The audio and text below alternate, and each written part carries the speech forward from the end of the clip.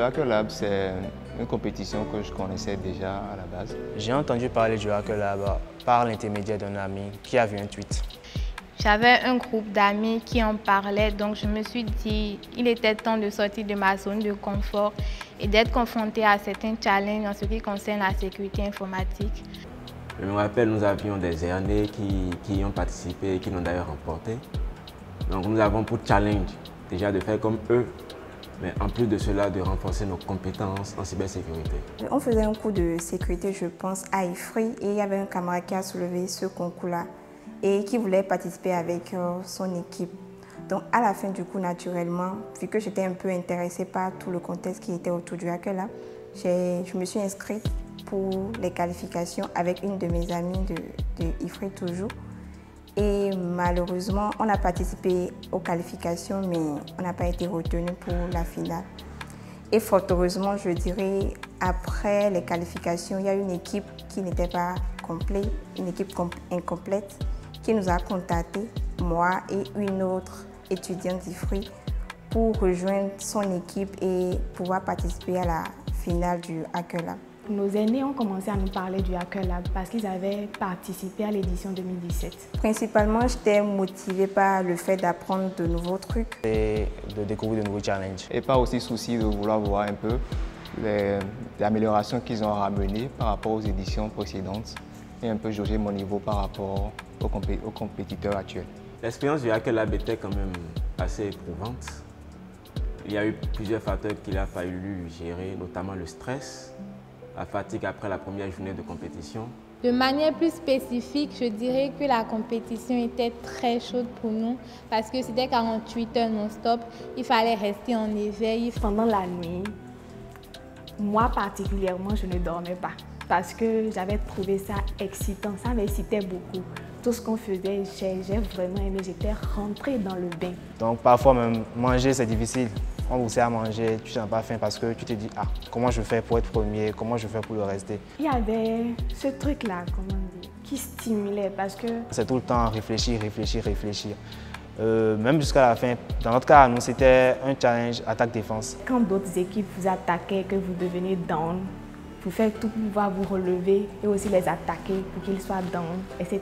Donc, c'était un peu comme une guerre entre nous. Il faut d'abord découvrir les services que tu as su, que tu dois protéger avant de pouvoir les protéger et essayer aussi d'attaquer les autres. Donc c'était quand même un peu spécial, un peu hors norme, un peu un nouveau challenge, une nouvelle expérience qui te demande de la concentration, des recherches, beaucoup de recherches, de la compréhension, de la patience. Il y arrivait des moments où dans l'équipe, là, moins on allait se crier dessus, moins on allait se dire « toi tu ne fous rien dans l'équipe, saute ». Des trucs comme ça, c'était un peu chaud. Pas un peu, c'était très chaud.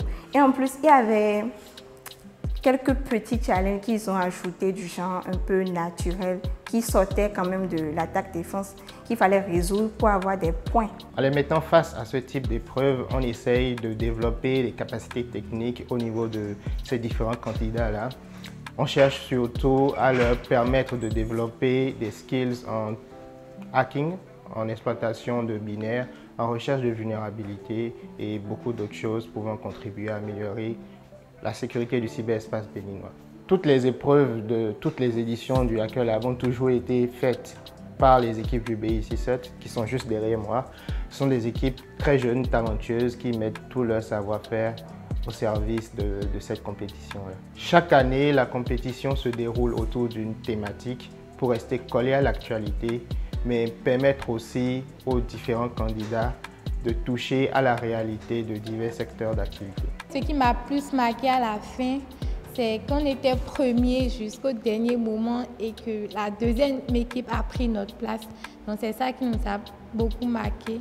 Mais je dirais que ce n'est qu'une partie remise. Le Hacker Lab m'a permis de savoir ce que je veux faire après la licence. C'est être analyste en cybersécurité en gros, mais c'était plus des tests de pénétration. Comment entrer dans un système, comment trouver des failles, comment les exploiter et, disons, les résoudre au final. Actuellement, je suis analyste cybersécurité. Au quotidien, nous offrons des services de SOC. Nous réalisons des missions d'audit de systèmes d'information. Nous réalisons des missions de mise en conformité des politiques de systèmes d'information des entreprises à celles de l'État, par exemple.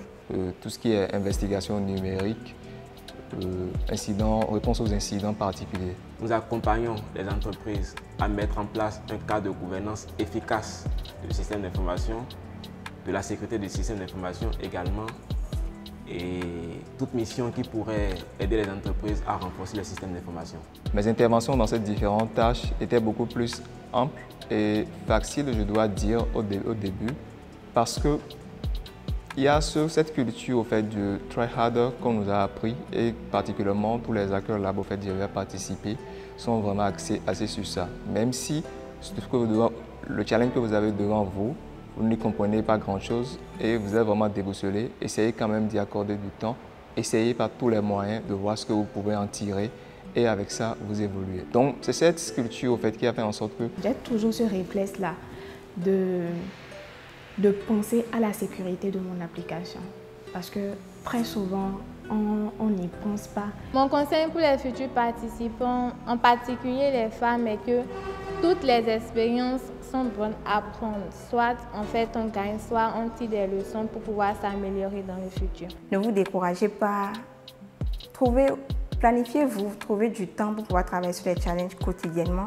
Pourquoi pas 2 heures par jour, 3 heures par semaine, je ne sais pas, à votre guise, mais essayez de travailler à fond et de faire beaucoup de challenges. Donc, le try harder, comme on le dit dans notre domaine, c'est vraiment quelque chose qui pousse au bout et ça sauve vraiment la vie.